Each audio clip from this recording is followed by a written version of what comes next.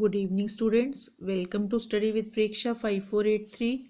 आज हम आपके लिए लाए हैं कक्षा 8 उड़ान सामाजिक विज्ञान में पृष्ठ 169 पर अध्याय कृषि कार्यपत्रक 3। इसमें हम प्रमुख फसलों के बारे में जानेंगे। सबसे पहले ये चित्र दिया गया है। प्रश्न है, यह किस फसल का चित्र है और इसका प्रयोग किस उद्योग में किया जाता है।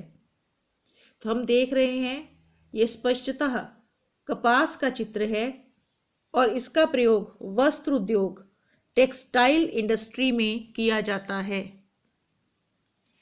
चावल, गेहूं, बाजरा, कपास, मक्का, पटसन, कॉफी, चाय, इन फसलों को हमने वर्गीकृत करना है।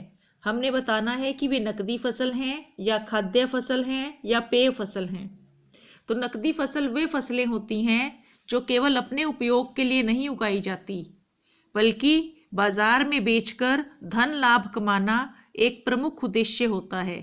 किसान अपने खाने के लिए तो रखता ही है, लेकिन इतनी अधिक मात्रा में उनका उत्पादन करता है कि उसे बाजार में बेचा जा सके।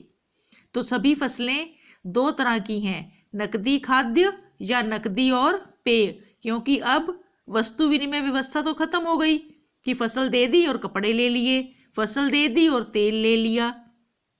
अब नकद विनिमय व्यवस्था है, इसलिए सभी किसान सभी फसलों को बाजार में बेचने के उद्देश्य से भी उगाते हैं।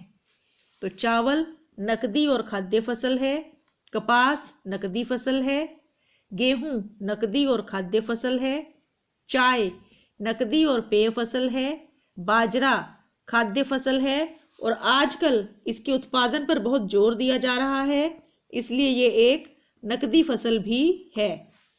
पटसन नकदी फसल है, कॉफी नकदी और पेय फसल है, मक्का नकदी और खाद्य फसल है।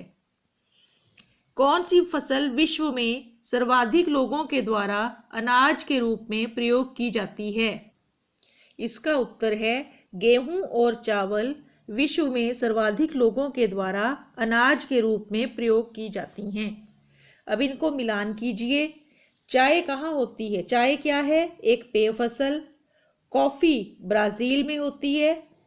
पटसन सुनहरा रेशा के नाम से जाना जाता है। कपास काली मृदा वाले धरातल पर होती है। गेहूं उष्ण शीत ऋतु की फसल है और चावल उष्ण कटिबंधीय फसल है।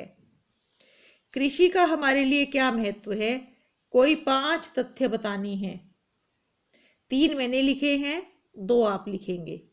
कृषि हमारे देश में एक प्रमुख रोजगार है। कृषि से ही हमें भोजन प्राप्त होता है। कृषि से ही अनेक उद्योगों को कच्चा माल मिलता है। बाकी 2 तथ्य आप लिखिए सोचकर।